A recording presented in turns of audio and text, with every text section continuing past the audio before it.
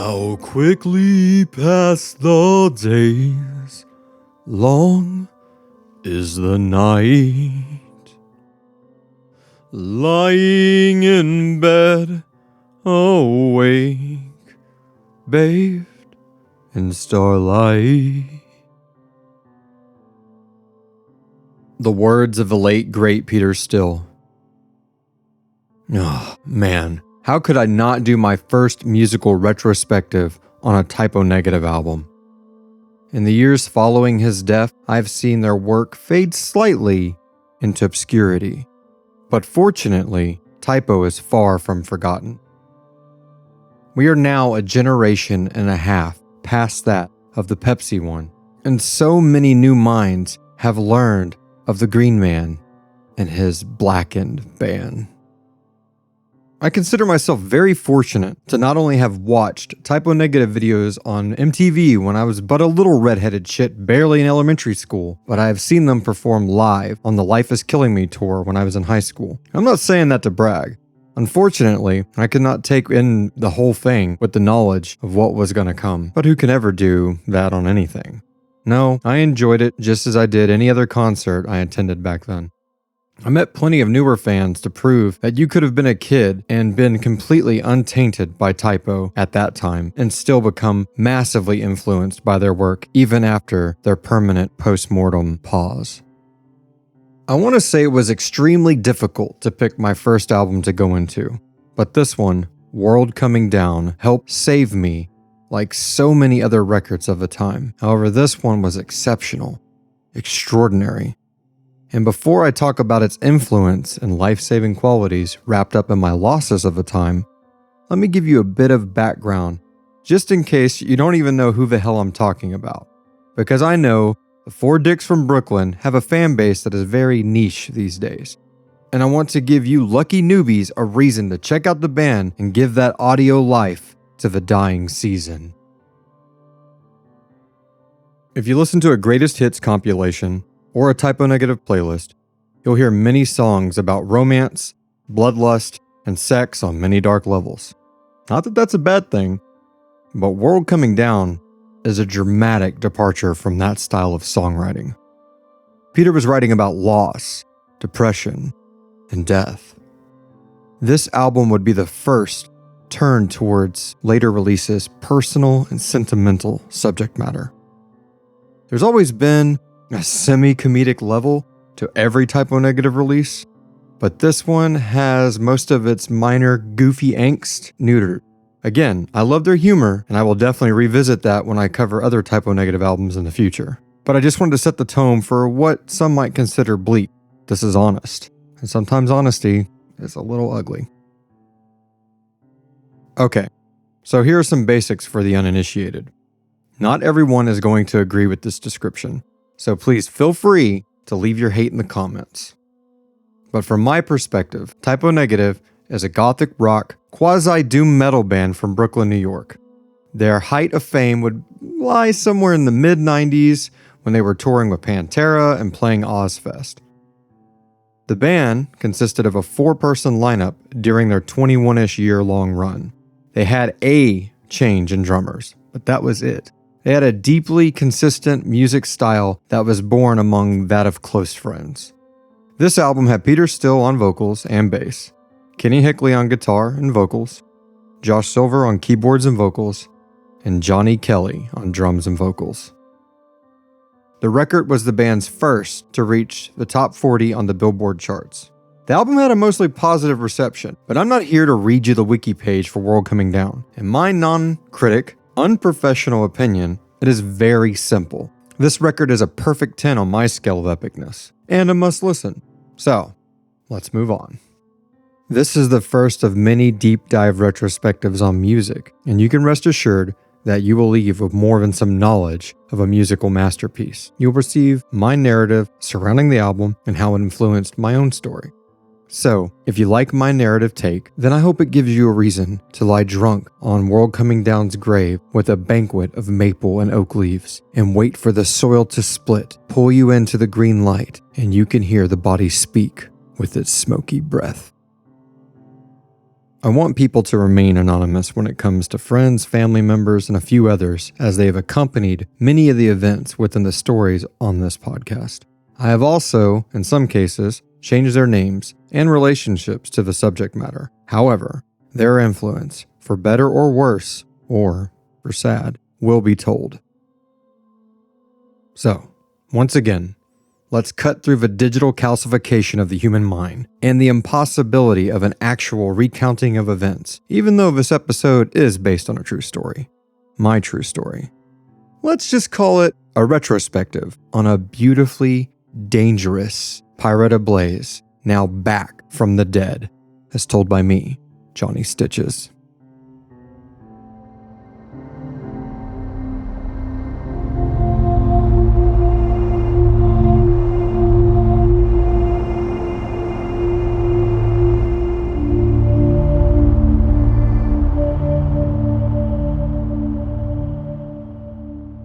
Technically, I was 8 years old when I first heard of Typo Negative and listened to them.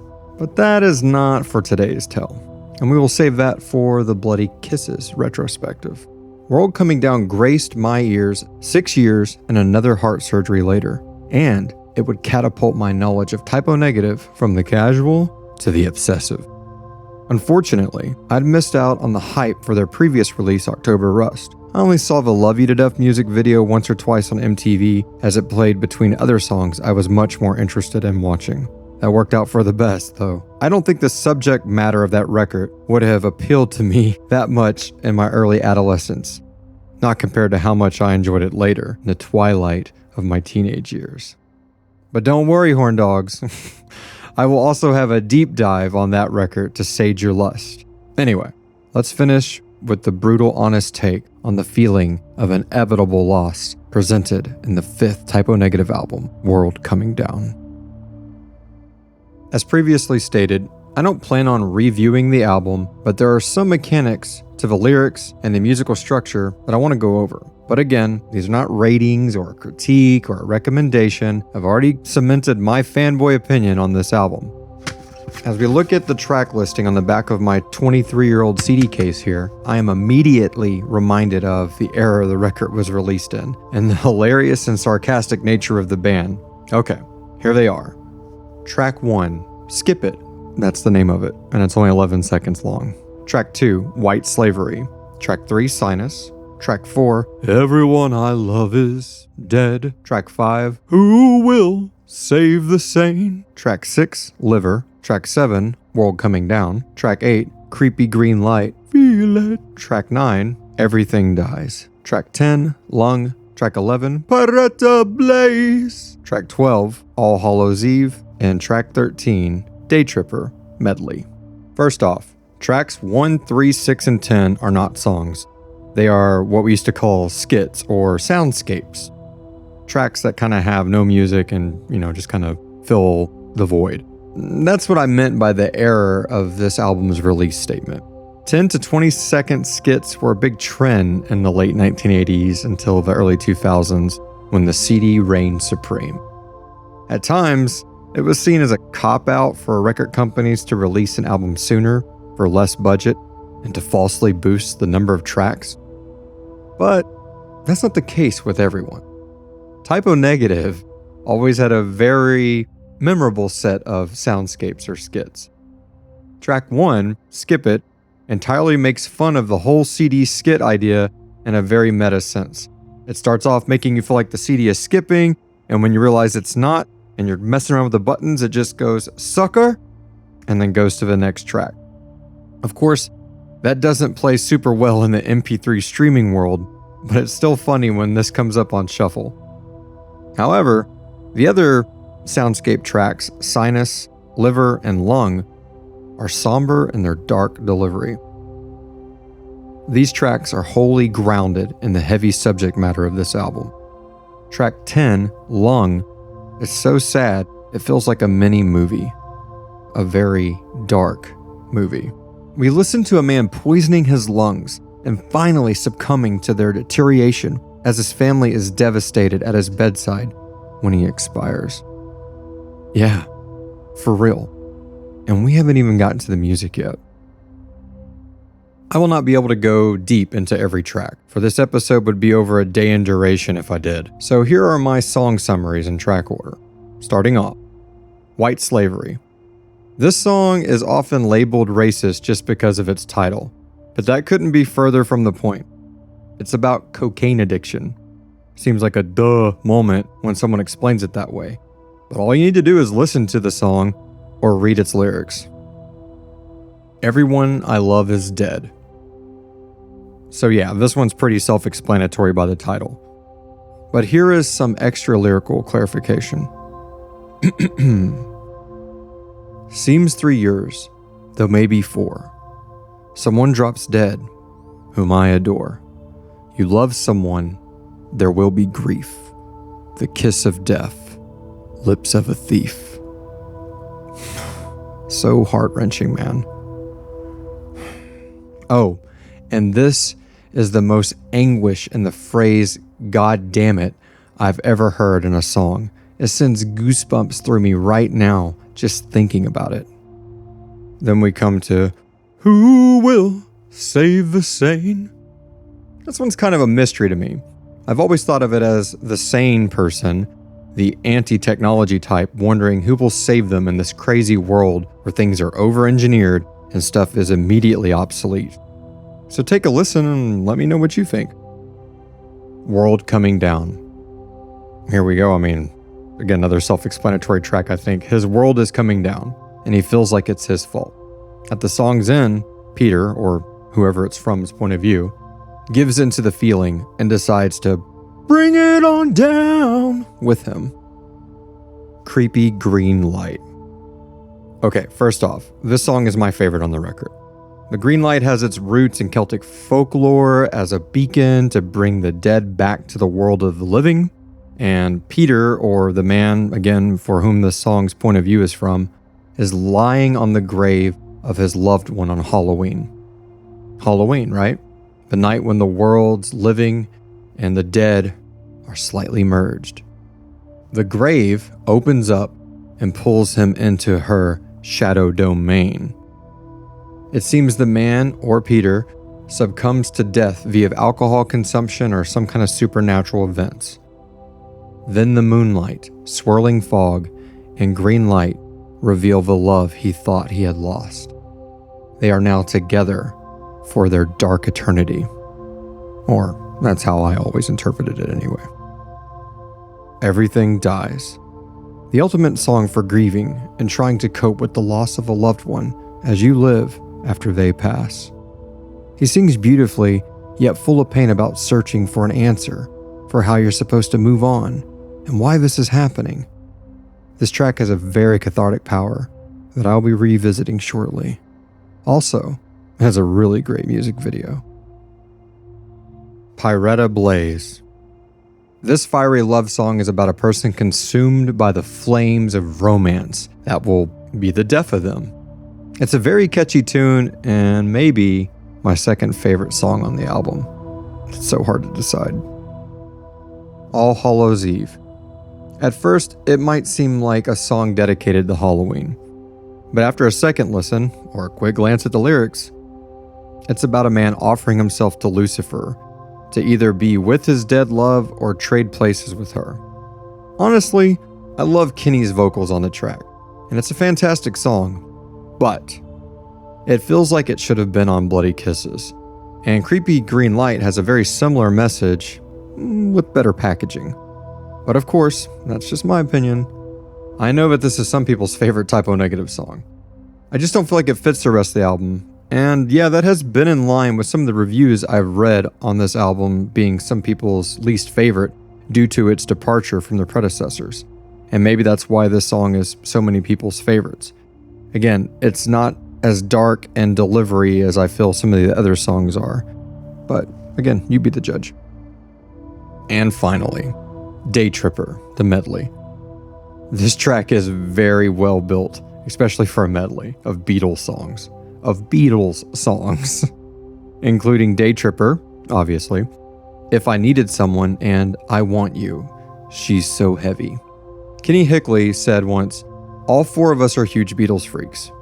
And then he continued, "Being four idiots, not knowing anything, We didn't realize that the Beatles charge about $35,000 a song, and they were the most expensive songs in the music industry that you could get the rights to cover. And we wanted to do a medley, so we needed 3 songs. It came out great, but the record company was like, this is going to cost us around $75,000. You guys are out of your minds. Who's going to pay for it? Not us.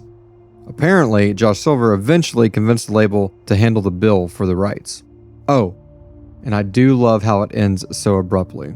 I know the Beatles version does too, but Typo Negative ending their record with it, well, kind of feels like a joke. It gives you a real sense of, wait, that's it?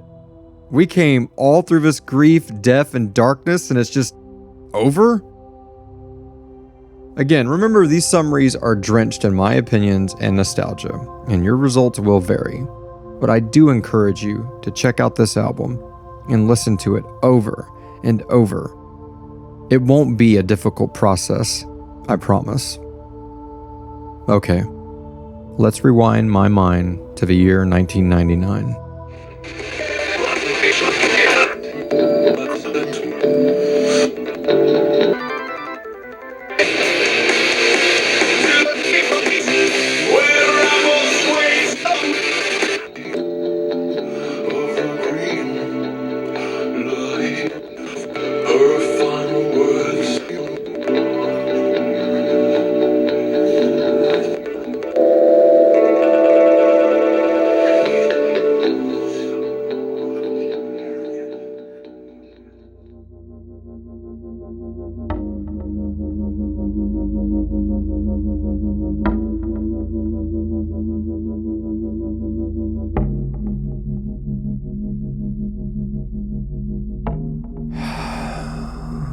Let's call her Shelly. And I haven't thought about her in a long time. It feels like a lifetime ago, really. She and I met at summer camp, and our quick fascination with each other instantly made the dismal, routine summer camp tropes so very enjoyable. I remember our friend Chase holding up a towel like he was drying off in front of a bench so we could sit behind it and sneak a kiss.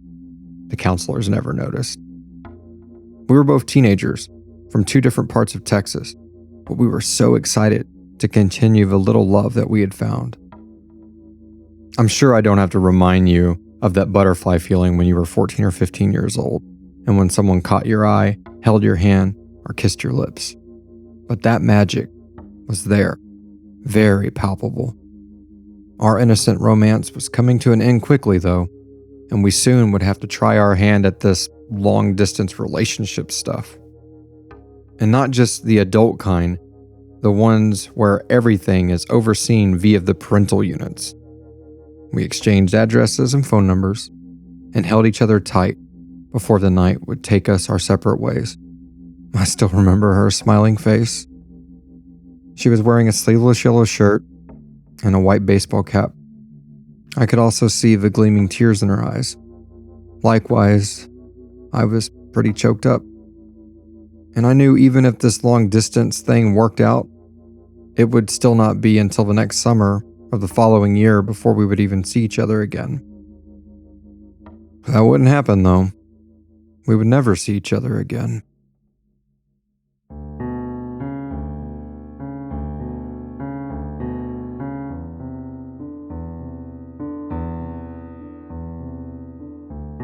There have been many calamities in my young existence, but most of them were at the cost of my anatomy and my sanity. I've always felt a little comfort in knowing that I'm the pincushion. Shelly and I exchanged letters a few times and had a few phone calls, and they were magical, innocent, and so full of exciting promise. I was falling for this girl. Then everything stopped. The letters, the phone calls. I was so confused. Did she break up with me? I wish that was the case. I really do. She died.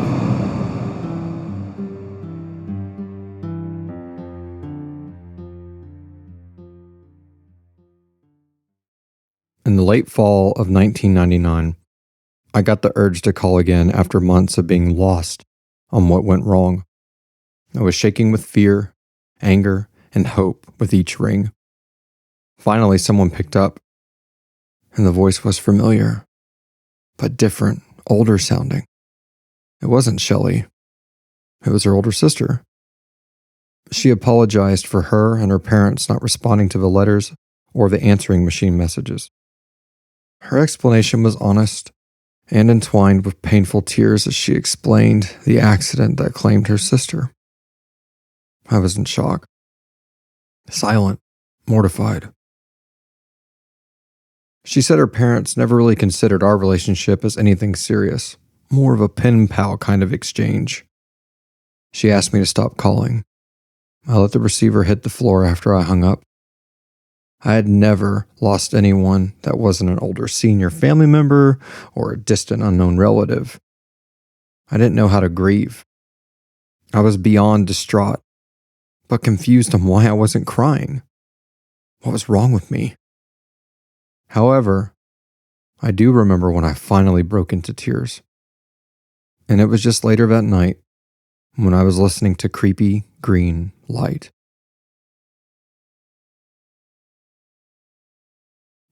Now, on that happy note, let's fast forward the focus to the 1st February of the new millennium.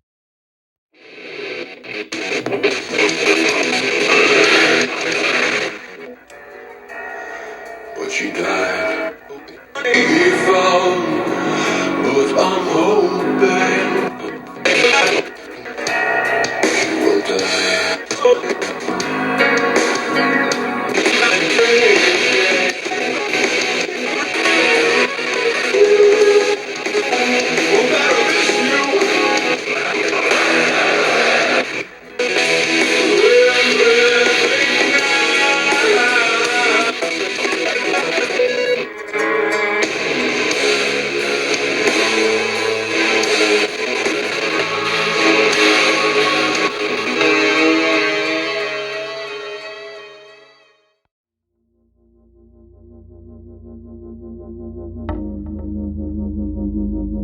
Both sets of my grandparents had passed away before I was born, so I never grew up with any. Luckily enough, my mom is one of 9 siblings, and my dad has 2 other brothers.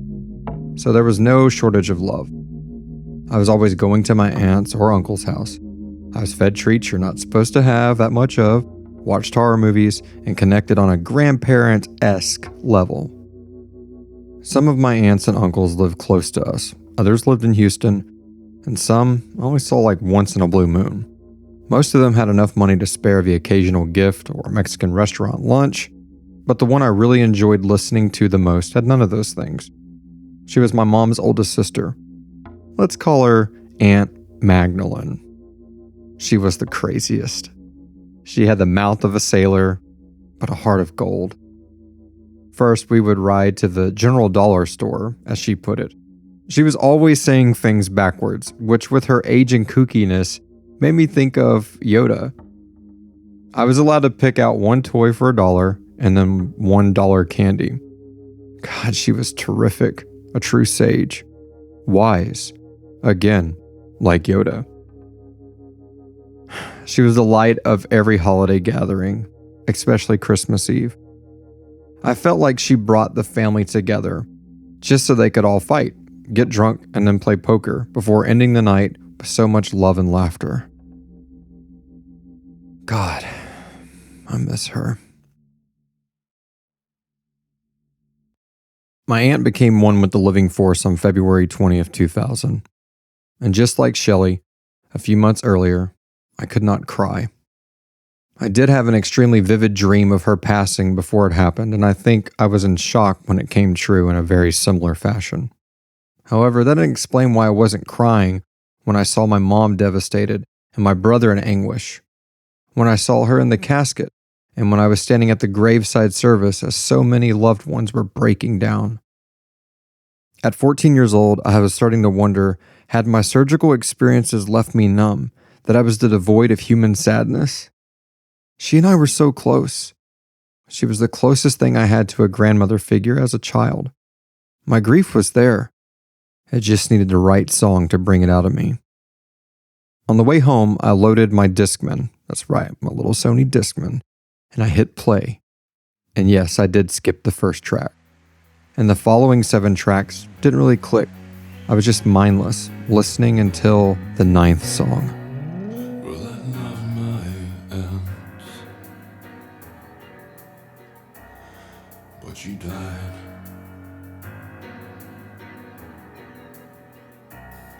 And my uncle, though, When I heard, well, I loved my aunt, that he died. but she died, in Peter's deep, comforting voice, I started sobbing. By the time the song was over, the floodgates had opened.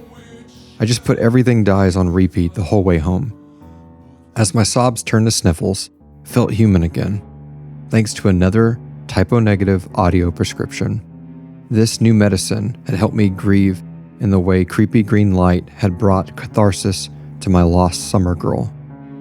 In the words of Mr. Steele himself, it was truly sonic therapy.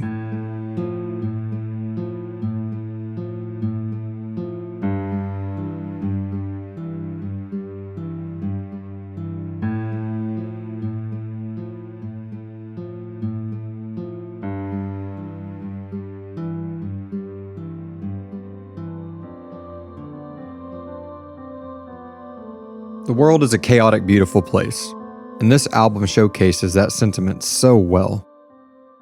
I believe it's because Peter lived in a chaotically beautiful way, and I miss him. It really gets to me sometimes to realize he is not here anymore. I think, when's the new typo-negative album coming out? And realize there's not going to be one. Almost 13 years later past his death, and I'm in shock. However, it is such a fantastic comfort to still bask in the influence of him and live among his words through the power of music.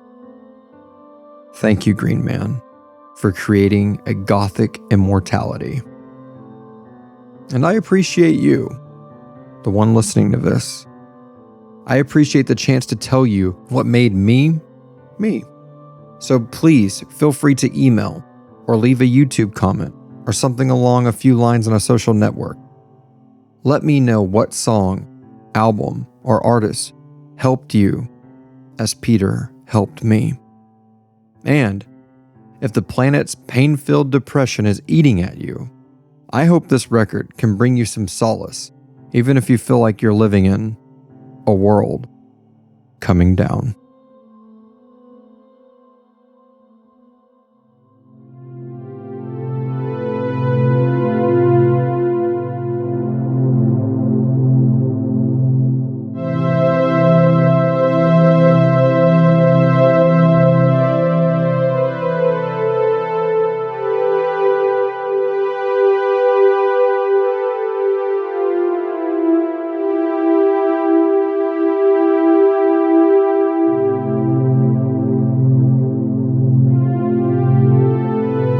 This show was written and produced by me, Johnny Stitches, with help from Reiner Bolin.